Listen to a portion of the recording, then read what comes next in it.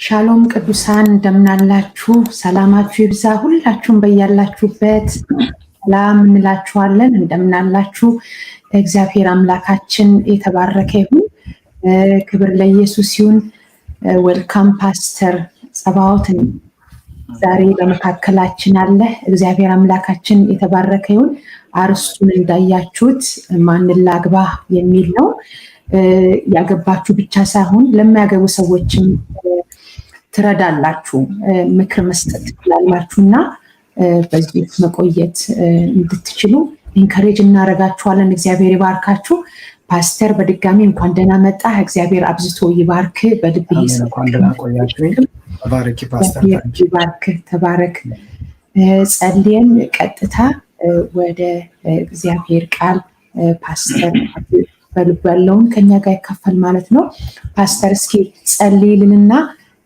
በልብ ያለውን ሼር ታደርገናለህ ጸልይልን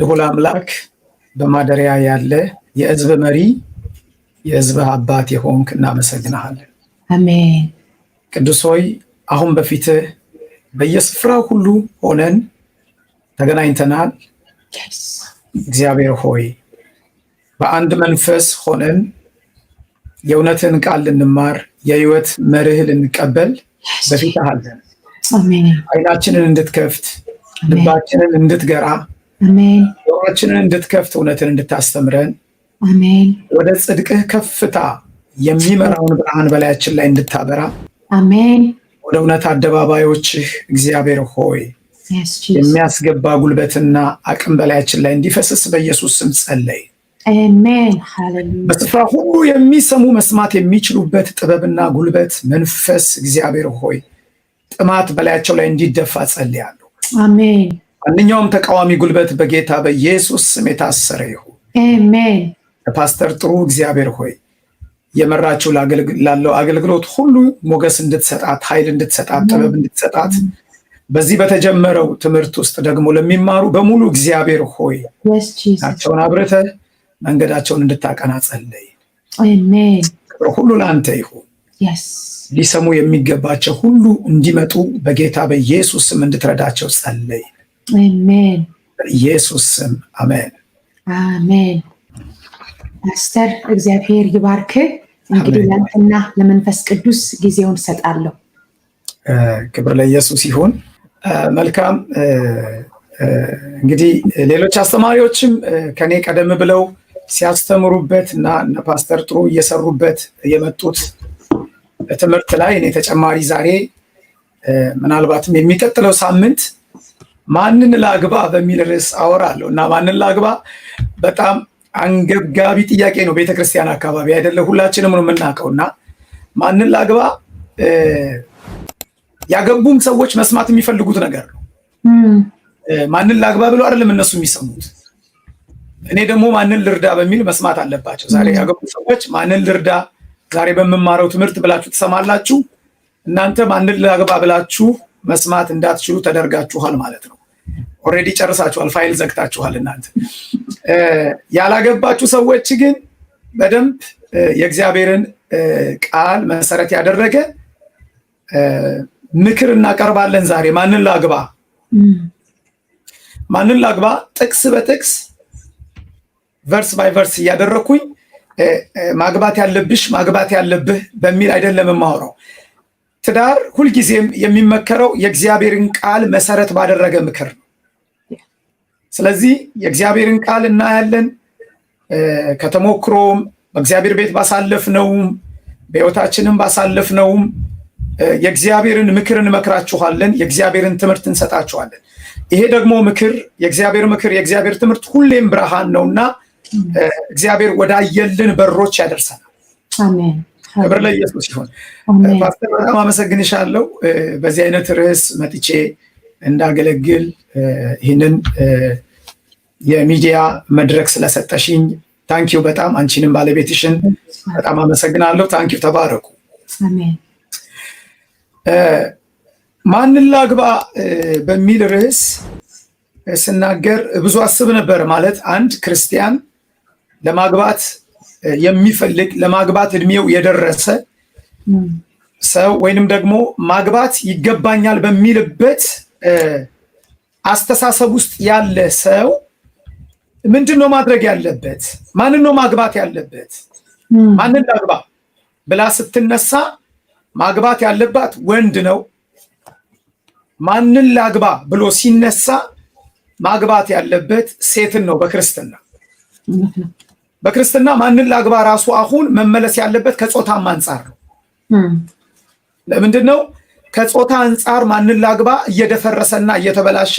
የእግዚአብሔር ትዳር የምንለው ወንድ ሴት ሲሆን የሰይጣን ትዳር ደግሞ የምንለው ወንድ ከወንድ ሴት ከሴት የሆነም ስለመጣ ይህንን ደግሞ አይምሯቸው የተበላሸባቸው፣ እምነታቸው የተቀሙ፣ እውነት የተዘረፈባቸው፣ ጨለማ ውስጣቸው የገቡ የመጽሐፍ ቅዱስ አስተማሪ ነን የሚሉ ሰዎችም ጭምር አሁን ተመሳሳይ ጾታን ሲያጋቡ በመድረክ ላይ ሲታይ ሰዎች ስለሚደነግጡ በወንጌላችን ማንን ላግባ ብሎ ሲነሳ ወንድ ከሆነ ሴት እንዲያገባ በመጀመሪያ ይመከራል።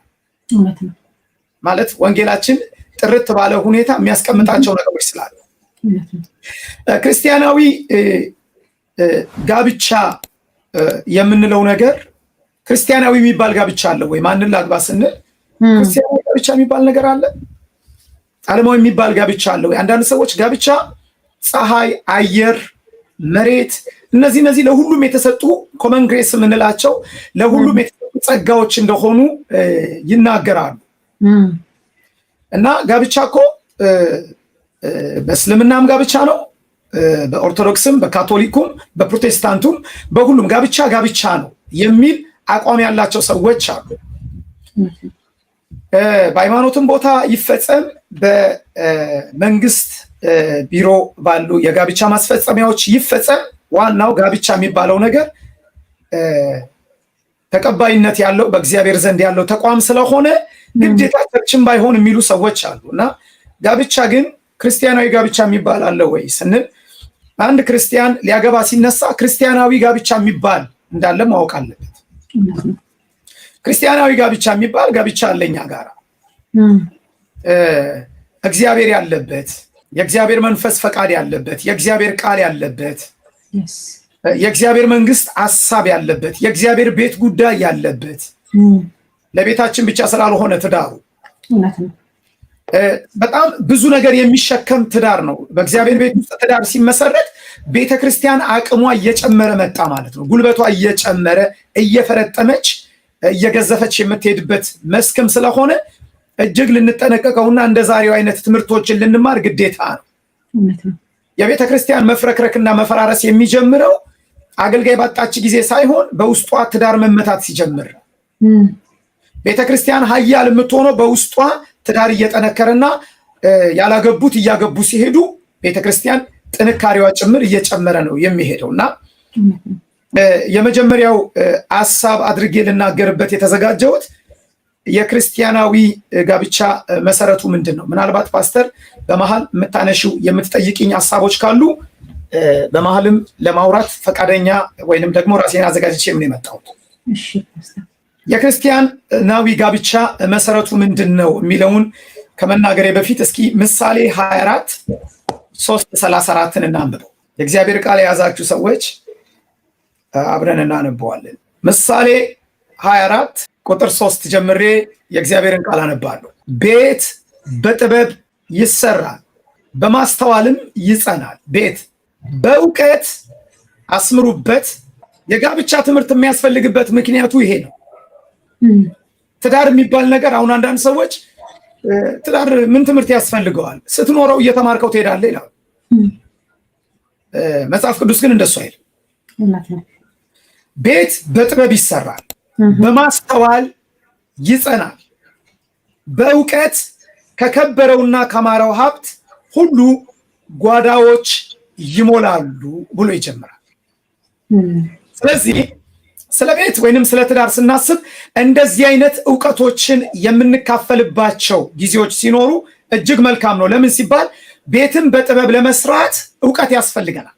ቤትን በጥበብ ለመመስረት እውቀት ያስፈልገናል። አንድ ክርስቲያን ማንን ላግባ ብሎ ሲነሳ ማንን ማግባት እንዳለበት በቂ የሆነ የእግዚአብሔርን ቃል ትምህርት ካገኘ የሚቀጥለው መንገዱ ላይ እጅግ እየጠቀመው ይሄዳል ማለት ነው። ስለዚህ መጽሐፍ ቅዱስ ምንድነው የሚለው?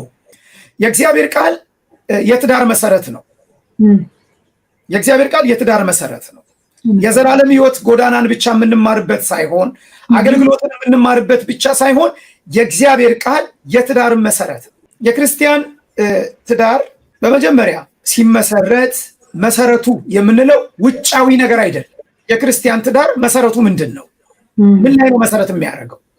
አንድ ማንን ላግባ ብሎ የሚነሳ ሰው ትዳር ሊመሰርት ሲል መሰረት የሚያደርገው ነገር ምንድን ነው?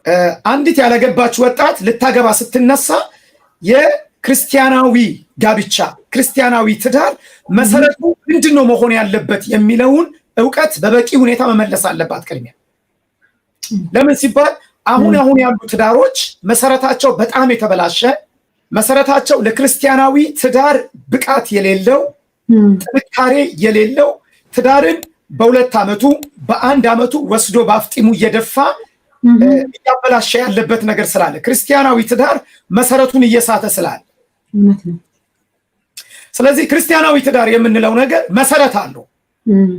መሰረቱ የእግዚአብሔር ቃል ነው። በመጀመሪያ የኛ ትዳር መሰረቱ የእግዚአብሔር ቃል ነው። የእግዚአብሔር ቃል የአገልግሎታችን መሰረት ነው። የህይወታችን መሰረት ነው። የቤታችን መሰረት ነው። የመንገዳችን መሰረት ነው። የስራችን መሰረት ነው። የህብረታችን የጉድኝታችን መሰረት ነው። የሁሉ ነገር መሰረታችን በመጀመሪያ የእግዚአብሔር ቃል ነው። የእግዚአብሔርን ቃል ማዕከልና መሰረት ያላደረገ ማንኛውም ግንባታ ትዳርም ቢሆን ሲገነባ በሚቀጥለው ጊዜያቶች መሰነጣጠቅ ይጀምራል። ለምን? መሰረቱ የእግዚአብሔር ቃል ስላልሆነ።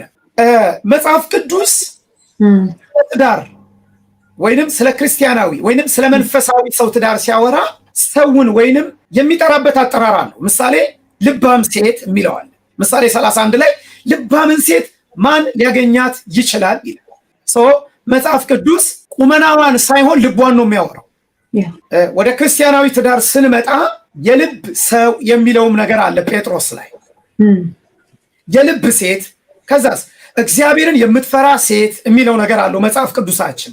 የተባረከ አእምሮ ያላት ሴት አቢግያ፣ ልከኝነት ያላት ሴት። እነዚህ አይነት ሲጠራ ሴት በሚለው ቦታ ላይ ወንድም ወይንም ወንድ የሚለውን እያስገባን እንድንሄድም በዛው አሳስባቸዋለሁ።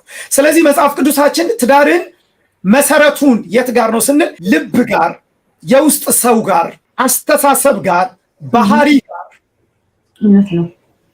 የውስጥ አቋም፣ የውስጥ ፍላጎት፣ የውስጥ ነገር ጋር ነው የሚወስደው። ዓይንና አፍንጫ ላይ ፀጉርና ዳሌ ላይ አያንጠለጥለውም ወስዶ ትዳር። ክርስቲያናዊ ትዳር ፈጽሞ ከውጪ አይጀምርም።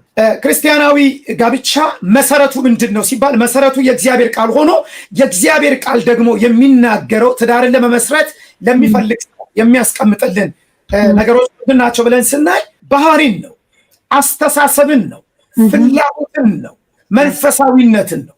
እነዚህ ነገሮች በሌሉበት ቁመና ቡቲክ አካባቢ የሚቆም አርቲፊሻል ፕላስቲክ አይነት ቁመና ይሆናል። የልብ ሰውነት ማለት አንዳንድ ሰዎች ትኩረታቸው በእግዚአብሔርን ቤት ቁመና ላይ ነው። አሁን አንዳንድ ሰዎች አሉ በቃ የሚፈልጉትን ቁመና ስላላገኙ እድሜያቸው 50 የገቡ ወንዶች አሉ። እነዚህ ሰዎች የሚቀርጽ ቀራጺ ጋር ሄደው ዛፍ አስቆርጠው በግንድ ካላሰሩ በስተቀር በፕላስቲክ የሚፈልጉትን ቁመና ካላሰሩ በስተቀር ያንን ቁመና እየፈለጉ 70 እና 80 ይገባሉ ገና። በእግዚአብሔር ቤት ውስጥ የሚፈልጉትን ቁመና የሚፈልጉ ሴቶች አሉ። እኛ ቤተክርስቲያን አንዲት ወጣት ልጅ አለች እና አንድ ጊዜ የዛሬ 6 ዓመት አካባቢ ነው እና አብራን ታገለግላለች። እኔ ማግባት የምፈልገው ወንድ አለች። ምናልባት እንደዚህ አይነት ቁመና ያላችሁ ሰዎች ያው ማግባት የማልፈልገው ወንድ አለ ፓስተር አለች። ምን አይነት ነው የማትፈልጊው? አጭር፣ መላጣ፣ ቦርጫም ወንድ በዘመን ያላገባም አለች። እና ስዕሉን ስየው በጣም ነው የሳኩት በወቅቱ። እንዴት ነው የሳለችው? አጭር፣ ወፍራም፣ መላጣ ከሆነ ላገባው አልፈልግም። አሁንም ትለዋለች እሷ። በእግዚአብሔር ቤት ውስጥ ትዳር የሚባለውን ነገር አይኗ እንደዚህ፣ ፀጉሯ እንደዚህ፣ ጣቷ እንደዚህ እያልን የምንሄድ ከሆነ ክርስቲያናዊ ትዳር ክርስቲያናዊ ጋብቻ የምንለው ነገር መሰረቱን እውነት ነው። የእግዚአብሔር ቃል ጻድቅ መሰረቱ ከተበላሸ ምን ይጠቅመዋል? እውነት ነው። ስለዚህ ክርስቲያናዊ ጋብቻ ፈጽሞ የመጀመሪያው ትኩረቱ ቁመና አይደለም። እውነት ነው። የመጀመሪያው ትኩረቱ ገንዘብ አይደለም። አንዳንድ ሰዎች ድህነታቸውን ለማባረር መሰረቱን በሳተ ሁኔታ ሀብታም ሲያሳድዱ ይውላሉ። ውድቀት ነው፣ መሳት ነው ይሄ። ብሩም ይገኛል። ከዛ ብሩ ያሰቡትን ሰው አብረውት ለመኖር ስለማይችሉ በረው ይጠፋሉ። ከዛ ለምን? መሰረቱን የሳተ ነው።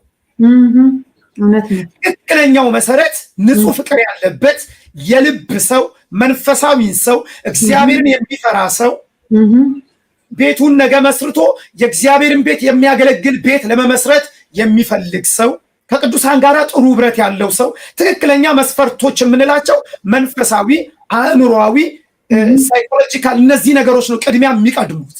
እውነት ነው። ከዛ በኋላ ግን ሰው ራሱ ሲያየው ደስ የሚለው ሰው ስለሚፈልግ ሰው ስሜትም ስላለው ማለት አይኑን ጨፍኖ ስሜቱን ገሎ አይደለም የሚኖረው። ሰው በራሱ ስሜትም ስላለው ሌሎች ነገር ተከታዮች እንጂ ለሌሎች ነገር ቀዳሚዎች አይደሉም። ስለዚህ ክርስቲያናዊ ትዳር የምንለው በውጫዊ ቁመና ላይ አይመሰረትም። ክርስቲያናዊ ትዳር መሰረቱ የትምህርት ደረጃ ሊሆን አይገባውም። ትምህርት አያስፈልግም ማለት ትምህርት የሚያስፈልግ ነገር ነው። ሰዎች እንዲማሩ እናበረታታለን። ግን ክርስቲያናዊ ትዳር የተማረ ሰው ምናልባት ያልተማረችን እህት ሊያገባ ይችላል። በትምህርቱ ያልገፋችን ትክክለኛው ነገር በጌታ ናት ወይ? ጌታን ትፈራለች ወይ? በሚቀጥለው ዘመኔ ሚስት ሆና አብራኝ ትኖራለች ወይ? ወደ ህይወቴ ሳስገባት ስትገባ ግራ የምታጋባኝ ነች፣ ግራ የሚያጋባኝ ነው ሲገባ፣ ወይስ ደግሞ ወደ እግዚአብሔር ነገር የሚያስገባኝ ነው? ይሄ ነው መመለስ ያለበት። ለምን ብዙ ሰዎች ወደ ህይወታቸው ባስገቧቸው ሰዎች ምክንያት ብዙ ነገር ውስጥ ገብተዋል። ትዳር የሆነ ቤት ውስጥ 3 ሜትር በ3 ሜትር ወደ ሆነ ቤት ውስጥ የምንገባበት አይደለም። ወደ ህይወታችን የምናስገባበት በር ነው። ሰንበዲ ህይወታችን ውስጥ ይገባል። ያ ሰው የውስጥ ሰው፣ የልብ ሰው፣ መንፈሳዊ ሰው፣ እግዚአብሔርን የሚፈራ ሰው ካልሆነ ወደ ህይወታችን ያስገባነው ሰው ብዙ ነገራችንን ሊያሳጣን ስለሚችል ክርስቲያናዊ ትዳር ከውስጥ ይጀምራል። የዘር ሐረግ አይጠይቅም። መሰረቱ የዘር ሐረግ አይደለም። ዘሯ ምንድን ነው እያለ አይጀምርም። ዘሯማ አዲስ ፍጥረት ነው። ዘሩማ አዲስ ፍጥረት ነው። ከእግዚአብሔር ስለተወለደ የዘር ጉዳይ እዚህ ጋር ያከትማል። አክቹዋሊ ዳግም ከተወለድን በኋላ ዘር አንቆጥርም። ከማይጠፋው ዘር ተወልዳችኋል ስለሚል አንድ ዘር ይዘናል። በእግዚአብሔር ቤት ውስጥ የምታገባትን እህት ለማግባት ዘሯን ማጣራት አይጠበቅብህም። ያገኘሃት አዲስ ፍጥረት በተባለ ዘር ውስጥ ስለሆነ የተሻለ ዘር ውስጥ ገብታ አግኝታታል። ወደ መሬት ወርደሽ ወደ መሬት ወርዳችሁ ዘር መቆጣጠር የለብንም። ክርስቲያናዊ ትዳር ዘር አይቆጥርም። ክርስቲያናዊ ትዳር ሀገር አይመርጥም። ዘር ብቻ አይደለም። ኢትዮጵያዊ ሆነ ኤርትራዊ ልታገባ ትችላለህ። ኤርትራዊ ሆነሽ ኢትዮጵያዊ ልታገቢ ትችያለሽ። ሀገር አያይም፣ ሀገር አይጠይቅም፣ ሀገር አይቆጥርም። የሀገሬ የወንዜ የሚል የለውም። ክርስቲያናዊ ትዳር መሰረቱ የእግዚአብሔር ቃል ነው፣ የልብ ሰውነት ነው፣ የውስጥ ሰውነት ነው። ከዛስ ከውጭ ያሉ ነገሮችን ደግሞ ቀስ ብለን እንደ እግዚአብሔር ቃል ደግሞ በመጠየቅ መስፈርት ውስጥ አስገብተን መጓዝ እንችላለን።